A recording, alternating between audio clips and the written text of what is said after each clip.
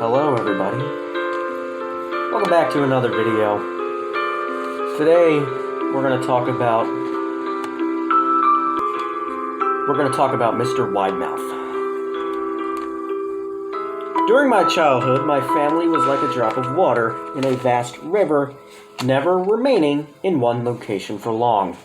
We settled in Rhode Island when I was 8, and then there we remained until I went to college in Colorado Springs.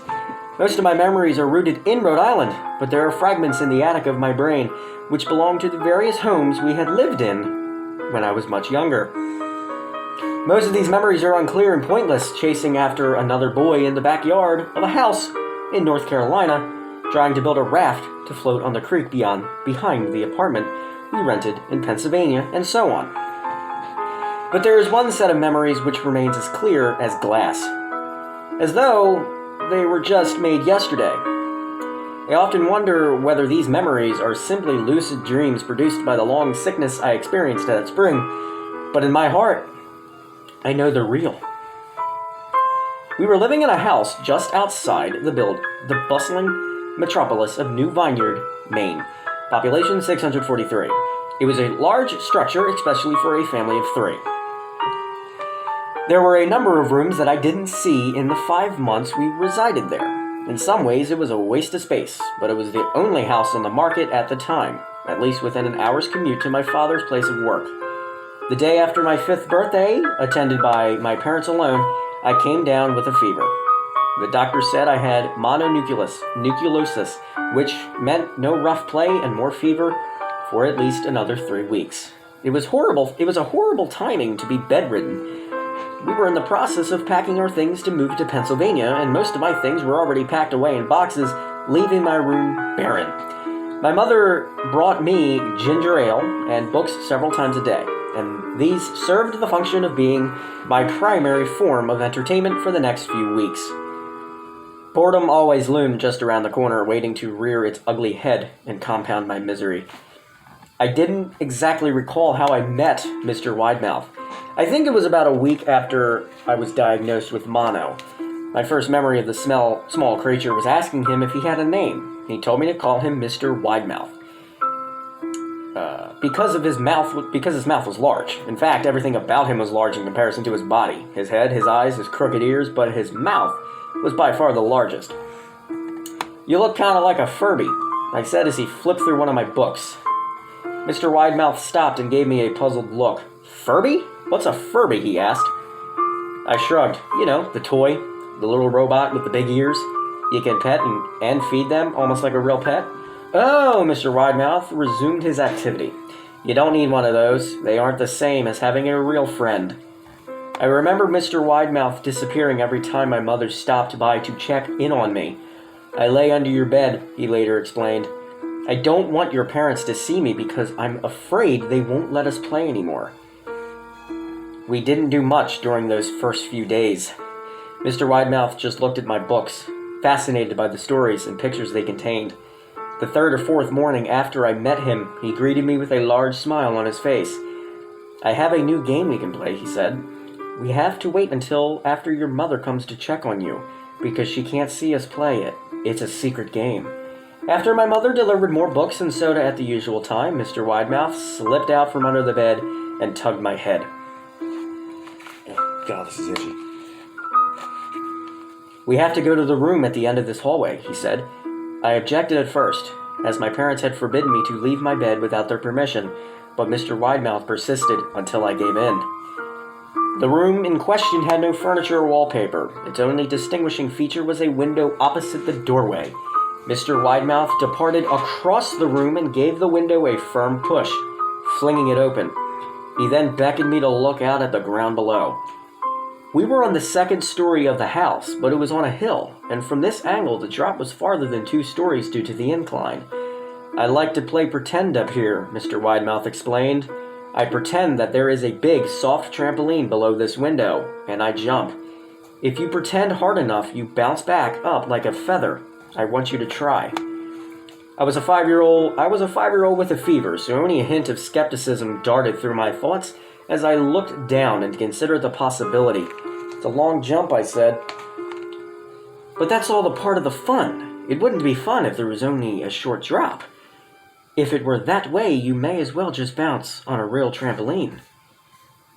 I toyed with the idea, picturing myself falling through thin air only to bounce back to the window on something unseen by human eyes. But the realist in me prevailed. Maybe some other time, I said. I don't know if I have enough imagination. I could get hurt. Mr. Widemouth's face contorted into a snarl, but only for a moment. Anger gave way to disappointment. If you say so, he said. He spent the rest of the day under my bed, quiet as a mouse. The following morning, Mr. Widemouth arrived holding a small box. I want to teach you how to juggle, he said. Here are some things you can use to practice, before I start giving you lessons. I looked in the box. It was full of knives. My parents will kill me, I shouted, horrified that Mr. Widemouth had brought knives into my room, objects that my parents would never allow me to touch. I'll be spanked and grounded for a year. Mr. Widemouth frowned. It's fun to juggle with these. I want you to try it. I pushed the box away. I can't. I'll get in trouble. Knives aren't safe to just throw in the air. Mr. Widemouth's frown deepened into a scowl. He took the box of knives and slid under my bed, remaining there the rest of the day. I began to wonder how often he was under me. I started having trouble sleeping after that. Mr. Widemouth often woke me up at night, saying he put a real trampoline under the window, a big one that I couldn't see in the dark. I always declined and tried to go back to sleep. But Mr. Widemouth persisted. Sometimes he stayed by my side until early in the morning, encouraging me to jump. He wasn't so fun to play with anymore. My mother came to me one morning and told me I had her permission to walk around outside. She thought the fresh air would be good for me, especially after being confined to my room for so long. Ecstatic, I put on my sneakers and trotted out the back porch, yearning for the feeling of sun on my face. Mr. Widemouth waited for me. I have something I want you to see, he said. I must have given him a weird look, because he then said, It's safe, I promise. I followed him to the beginning of a deer trail, which ran through the woods behind the house. This is an important path, he explained. I have a lot of friends about your age. When they were ready, I took them down this path to a special place. You aren't ready yet, but one day I hope to take you there. I returned to the house, wondering what kind of place lay beyond that trail. 2 weeks after I met Mr. Widemouth, the last load of our things had been packed into a moving truck. I would be in the cab of that truck, sitting next to my father for a long drive to Pennsylvania. I considered telling Mr. Widemouth that I would be leaving, but even at 5 years old, I was beginning to suspect that perhaps the creature's intentions were not to my benefit, despite what he said otherwise. For this reason, I decided to keep my departure a secret. My father and I were in the truck at 4 a.m. He was hoping to make it to Pennsylvania by lunchtime tomorrow with the help of an endless supply of coffee and a six-pack of energy drinks. He seemed more like a man who was about to run a marathon rather than one who was about to spend 2 days sitting still. Early enough for you, he asked. I nodded and placed my head against the window, hoping for some sleep before the sun came up. I felt my father's hand on my shoulder. This is the last move, son, I promise. I know it's hard for you, as sick as you've been. Once Daddy gets promoted, we can settle down and you can make some friends. I opened my eyes as we backed out the driveway. I saw Mr. Widemouth's silhouette in my bedroom window. He stood motionless until the truck was about to turn onto the main road. He gave a pitiful little wave goodbye, steak knife in hand, and I didn't wave back. Years later, I returned to New Vineyard. The piece of land our house stood upon was empty, except for the foundation. As the house burned down a few years after my family left, out of curiosity, I followed the deer trail that Mr. Widemouth had showed me. Part of me expected him to jump out from behind a tree and scare the living bejesus out of me, but I felt that Mr. Widemouth was gone, somehow tied to the house that no longer existed.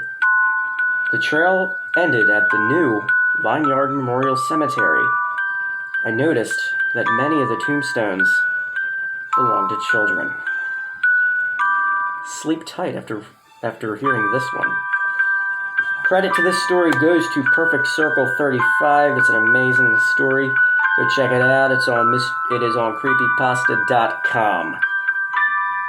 Stay tuned for another one. Coming up next is the Russian sleep experiment. The story of the Russian sleep experiment. Russian researchers in the late 1940s kept 5 people awake for 15 days using an experimental gas-based stimulant. They were kept in a sealed environment, carefully monitored their oxygen intake, so the gas didn't kill them, since it was toxic in high concentrations. This was before closed-circuit cameras, so they only had microphones and 5-inch thick glass porthole-sized windows into the chamber to monitor them. The chamber was stocked with books, cots to sleep on, but no bedding, running water and toilet, and enough dried food to last all 5 for over a month.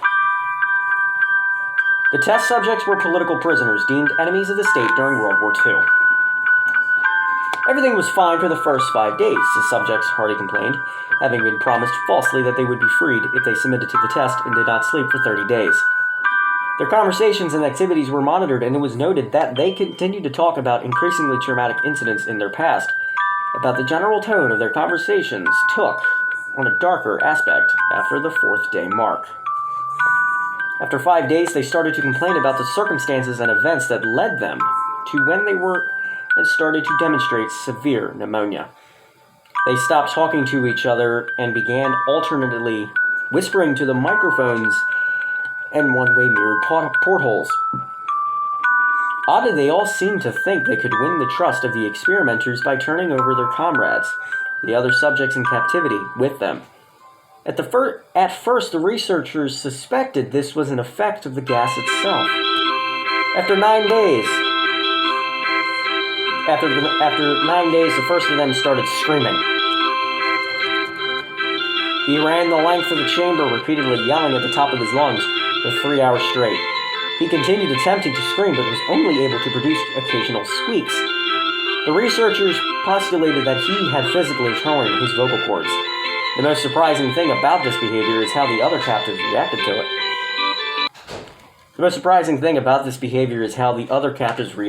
it. Or rather, didn't react to it. They continued whispering to the microphones until the second of the captives started to scream. The 2 non-screaming captives took the books apart, smeared page after page with their own feces and pasted them calmly over the glass portholes. The screaming promptly stopped. So did the whispering to the microphones. After 3 more days passed, the researchers checked the microphones hourly to make sure they were working, since they thought it's impossible that no sound could be coming with 5 people inside. The oxygen consumption in the chamber indicated that all 5 must still be alive. In fact, it was the amount of oxygen 5 people would consume at a very heavy level of strenuous exercise. On the morning of the 14th day, the researchers did something they said they would not do to get a reaction from the captives. They used the intercom inside the chamber, hoping to provoke any response from the captives. They were afraid we're either dead or vegetables. They announced, "We are opening the chamber to test the microphones. Step away from the door and lie flat on the floor or you will be shot. Compliance will earn one of you your immediate freedom." To their surprise, they heard a single phrase in calm voice response: "We no longer want to be freed." Debate broke out among the researchers and the military forces funding the research. Unable to provoke any more response, using the intercom, it was finally decided to open the chamber at midnight on the 15th day. The chamber was flushed of the stimulant gas and filled with fresh air, and immediately voices from the microphones began to object. 3 different voices began begging, as if pleading for the life of loved ones, to turn the gas back on. The chamber was opened and soldiers sent in to retrieve the test subjects. They began to scream louder than ever, and so did the soldiers when they saw what was inside. 4 of the 5 subjects were still alive, although no one could rightly call the state of them, any of them, in life. The food rations past day 5 had not been so much as touched. They were chunks of meat from the dead test subjects' thighs and chests stuffed into the in the center of the chamber, blocking the drain, allowing 4 inches of water to accumulate on the floor. Precisely how much of the... I can't breathe. Precisely how much of the water on the floor was actually blood was never determined. All 4 surviving test subjects also had large portions of muscle and skin torn away from their bodies. The destruction of flesh and exposed bone on their fingertips indicated that the wounds were inflicted by hand, not with teeth as the researchers initially thought. Closer examination of the position and angles of the wounds indicated that most, if not all of them, were self-inflicted. The abdominal organs below the ribcage of all 4 test subjects had been removed, while the heart, lungs, and diaphragm remained in place. The skin and most of the muscles attached to the ribs had been ripped off, exposing the lungs through the ribcage. All the blood vessels and organs remained intact. They had just been taken out and laid on the floor, fanning out around the eviscerated but still living bodies of the subjects. The digested tract of all 4 could be seen to be working, digesting food. It quickly became apparent that they were digesting what was their own flesh that they had ripped off and eaten over the course of days. I don't pre-read these. Most of the soldiers were Russian special operatives at the facility, but still many refused to return to the chamber to remove the test subjects. They continued to scream to be left in the chamber and alternately begged and demanded that the gas be turned back on, lest they fall asleep. To everyone's surprise, the test subjects put up a fierce fight in the process of being removed from the chamber. One of the Russian soldiers died from having his throat ripped out. Another was gravely injured by having his testicles ripped off and an artery in his leg severed by one of the subject's teeth.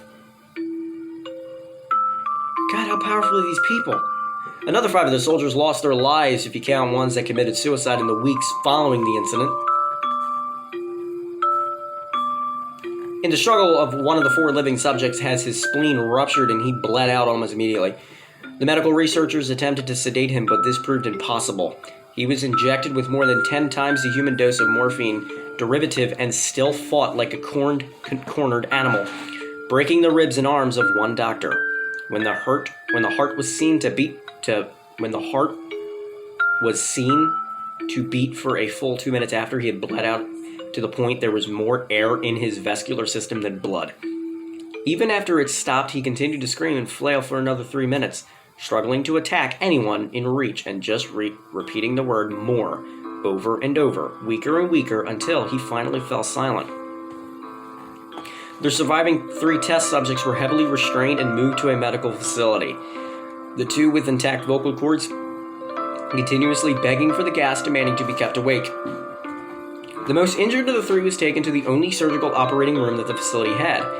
In the process of preparing the subject to have his own organs placed back with his body, it was found that he was effectively immune to the sedative that they had given him to prepare him for the surgery. He fought furiously against his restraints. When the anesthetic gas was brought out to put him under, he managed to tear most of the way through a 4-inch wide leather strap on one wrist, even though the weight of a 200-pound soldier was holding the wrist as well. It took only a little more anesthetic than normal to put him under, and the instant his eyelids fluttered and closed, his heart stopped. In the autopsy of the test subject that died on the operating table, it was found that his blood had tripled the normal level of oxygen. His muscles that were still attached to his skeleton were badly torn, and he had broken 9 bones in his struggle to not be subdued. Most of them were from the force of his own muscles had exerted on them. The second survivor had been the first of the group of 5 to start screaming. His vocal cords destroyed. He was unable to beg or object to surgery, and he only reacted by shaking his head violently in disapproval when the anesthetic gas was brought near him. He shook his head yes when someone suggested. Reluctantly, they tried the surgery without anesthetic, and did not react for the entire 6-hour procedure of replacing his abdominal organs and attempting to cover them with what remained of his skin. The surgeon presiding stated repeatedly that it should be medically possible for the patient to still be alive. One terrified nurse assisting the surgery stated that she had seen the patient's mouth curl into a smile several times whenever his eyes met hers. When the surgery ended, the subject looked at the surgeon and began to wheeze loudly, attempting to talk while struggling. Assuming this must be something of drastic importance, the surgeon had a pen and pad fetched so the patient could write his message. It was simple: keep cutting. The other two subjects had given the same surgery, both without anesthetic as well, although they had to be injected with a paralytic for the duration of the operation. The surgeon found it impossible to perform the operation while the patients laughed continuously. Once paralyzed, the subjects could only follow the attending researchers with their eyes. The paralytic cleared their system in an abnormally short period of time, and they were soon trying to escape their bonds. The name's Bond. James Bond. I'm sorry, that was cringy as hell. The moment they could speak, they were again asking for the stimulant gas. The researchers tried asking why they had injured themselves, why they had ripped out their own guts, and why they wanted to be given the gas again. Only one response was given: I must remain awake. All three subjects' restraints were reinforced, and they were placed back into the chamber, awaiting determination as to what should be done with them. The researchers, facing the wrath of their military benefactors for having failed the stated goals of their project, considered euthanizing the surviving subjects.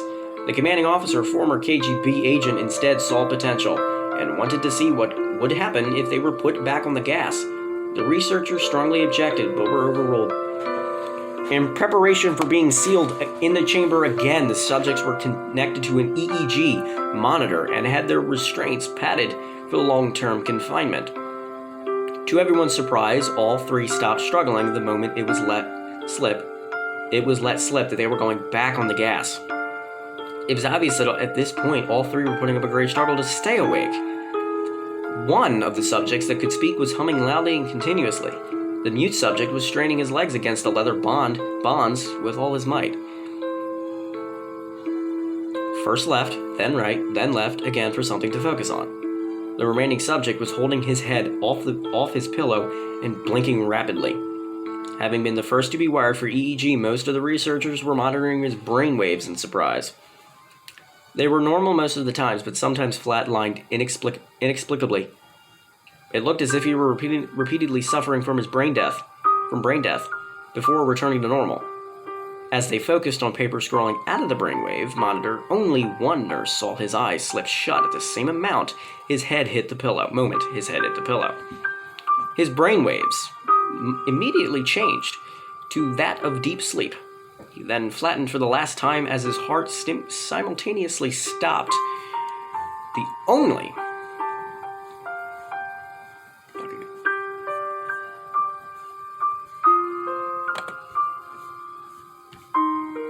only remaining subject that could speak started screaming to be sealed in now.